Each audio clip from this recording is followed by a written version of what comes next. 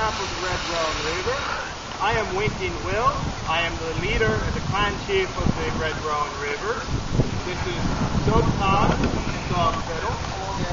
And the reason you hear us talking about each other this way is we are Anglo-Scottish border reivers.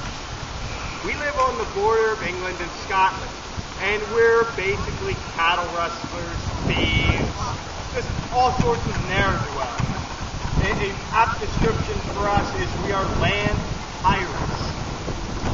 What we're going to be demonstrating for you today is the matchlock musket and the height of firearms technology in the 16th century, the wheel-lock pistol. The matchlock is by far the most common of the firearms you're going to run across. Everybody from your soldiers to people like us use them because they're reliable, they are very easy to take care of, and they are very, very simple weapons. The wheel lock, on the other hand, is very expensive, very complicated, requires a lot of maintenance. For this reason, it developed a somewhat unreliable reputation in the period. This is probably more due to the fact that soldiers don't like to take care of their weapons very well. So it's not the fault of the weapon so much as the operator. Ourselves, on the other hand, not being regular soldiers, we depend on these weapons. We can't afford to replace these weapons when they break. If this weapon malfunctions, it's probably our life at stake. So we take very good care of this weapon. In our hands, this weapon's very effective and very reliable. Now, unlike a regular soldier who would have learned how to use these weapons from a drill manual that's illustrated, and he would have done so under the careful eye of an officer, we teach each other how to use these weapons. When one of our clan members gets to the appropriate age to be a Reiver, somebody's going to teach him how to use this. And it would go something like this. First thing he will do is he will take up that matchlock. Then he's going to open the pan. He's going to clean out the pan. He needs to make sure there's no debris from the last shot laying in that pan. Then he's going to take his prime, which is very fine gunpowder, easily ignited, and he's going to pour that into the dish on the side of that weapon. Then he's going to close that pan, and we don't want any powder laying on top because we're going to put the very hot coal of that match on the top there very shortly. So he's going to make sure that he gets all the powder off, either by flipping it off or blowing it off. Then he's going to, as they describe in these fancy drill manuals, cast about his piece. This means he's going to put it down on the side. So he's got access to the muzzle. Those wooden bottles that are hanging across his chest are each filled with enough gunpowder for one shot of the musket. He's going to take one of those bottles and dump the contents down the barrel. We do this because we don't want to be messing around measuring that powder for the shot when we're under fire. So we pre-measure everything so there's no accidents. Now, if we were firing a live ball, which I'm going to emphasize, we are not firing live balls. You're going to fire powder only. This is a blank charge, so we don't hurt anybody. We only use the ball when we want to fight. We don't want to fight any of you people today. We just want to show you how. So he's going to skip that step, and now he's going to pull out his scouring stick that's in the weapon, and he's going to pack all that powder good tight down in the breech of that weapon. He's going to replace the scouring stick, and he's going to recover his piece. Now we're to the point where we're almost ready to fire. The next step, he's going to take that match, that burning cord that's the soaking gunpowder, he's going to put it in the jaws of the serpentine, and he's going to test it. He's going to put it very close to that pan cover. That pan cover is our safety. These have no modern safety. That is the only thing that's standing between that hot match and the powder. Now that he's ready to fire, he's going to point the weapon in this direction, and we're going to give a warning. Have a care! And he's going to fire when he's ready.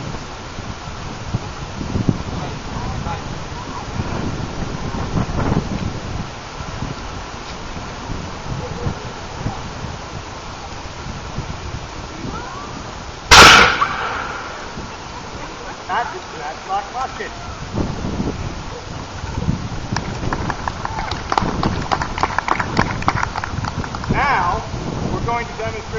the loading of the wheel-lock pistol. And he will fire the wheel-lock in conjunction with a tactical drill to demonstrate how we would have fought when we're on a raid. The wheel-lock is slightly different from the matchlock. It's a much more sophisticated piece of equipment. The lock itself is made by clockmakers. Inside that lock there is a coil spring, very similar to a modern cigarette lighter. There is a piece of pyrite held in the jaw. When he pulls the trigger, that spring will unwind and it will break the serrated wheel inside, which will break on that pyrite, creating a spark to fire the weapon. This weapon we load first, unlike the matchlock, which we prime first. So he needs to get access to the muzzle. He needs a paper cartridge. Now he's going to pour that powder down there. Now again, if we were firing a live ball, you would put a live ball down the barrel. Very often carried in his mouth. And we're not going to do that. But we don't want that powder falling out, so what we are going to do is we're going to pack that paper cartridge down in the barrel to make sure none of that powder runs out. And then just like the musket, he's going to use a scouring stick to pack it all good and tight down in the breech. Now he's going to take a key, which he's got hanging from his sword there, and he's going to wind that spring inside. In the period, this was called spanning. This term comes from when they were using crossbows. When you would cock the crossbow, they called it spanning. They just carried this over to the wheel lock. Now he's going to take that priming powder, he's going to lift up that piece of pyrite, and he's going to pour some of that very fine priming powder into a pan, just like he did on the matchlock.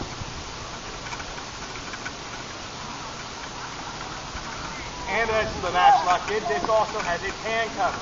But this is not a manually operated pan cover. Nope, please. It's a mechanical pan cover. Please keep your child. So when this weapon is discharged, when he pulls the trigger, several things happen at once. First, that pan cover slides out of the way, dropping the pyrite onto the serrated wheel. Second, that spring unwinds, spinning that wheel, which grates on the pyrite, creating the spark, which we will see in a second. Now he's going to hook that pistol to his belt, and now he's going to take a spot, and he's going to load his musket, and we're going to demonstrate to you how these weapons would have been employed tactically in a range.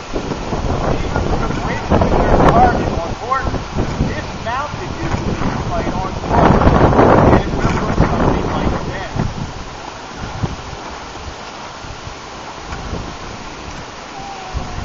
Being as they have just dismounted, they are loading their muskets from their initial shot. The expected rate of fire from a weapon like this was about once every 20 seconds, 3 rounds a minute. It doesn't seem very fast, but in the context of the period, all of the steps they're doing, that is quite fast.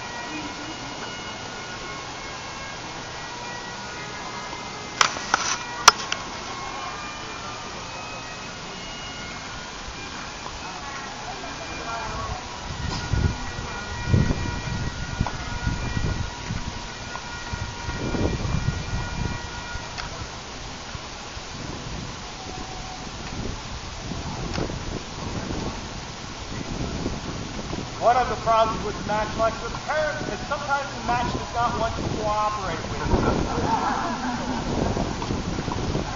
This is why I prefer the old reliable bow. Whoa! That worked. Stupid piece of junk. I think it was more operator error.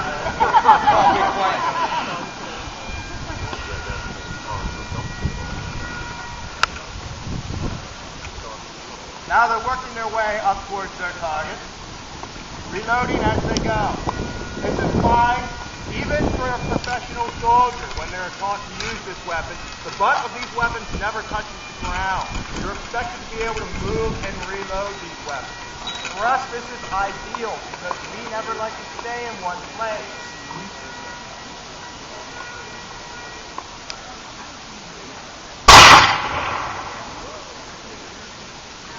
Again, as we are not regular soldiers, they're not necessarily going to wait on each other to fire in a concerted volley.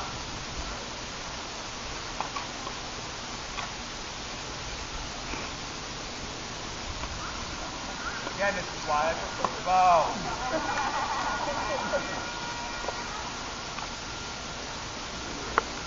Does wind have an impact? It can occasionally.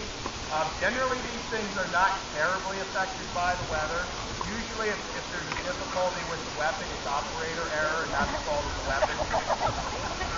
Not to pick on them. I know it seems like I'm picking on them, but this is a weapon that takes a lot of practice to get right. I can put it in any of your hands, and I can teach you to use it in a day's time. You will not be proficient with it, but you will be able to use it. With steady practice, though, I can have you proficient with using a weapon like this in about a week or two. There you see. My problem with the bow, as much as I like it, is I can't do that with the bow.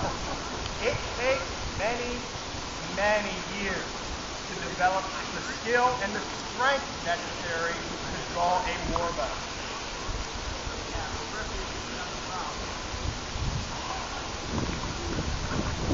I believe we're having some difficulty with the wheel lock.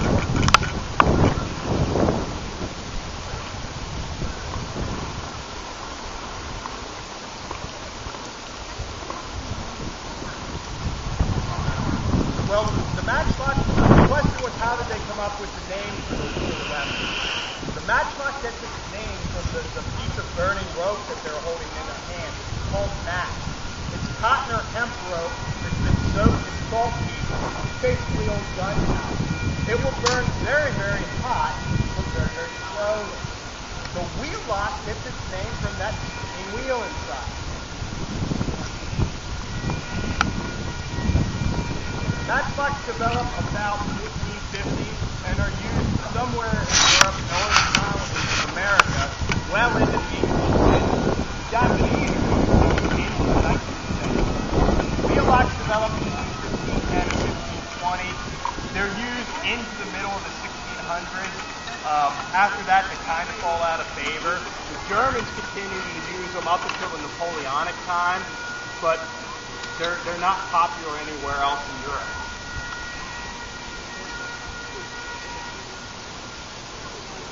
Doesn't look like the wheel lock's going to cooperate, so I'm going to have to take a look at it to see what the issue with it is. So, we do have additional firing demonstrations, I believe, at 3 and 6. So if you return then, hopefully we'll have the wheel locks working and you'll get to see a disc gun. Thank you. Thank you. How you guys doing? If there are any additional questions, we'd be happy to answer.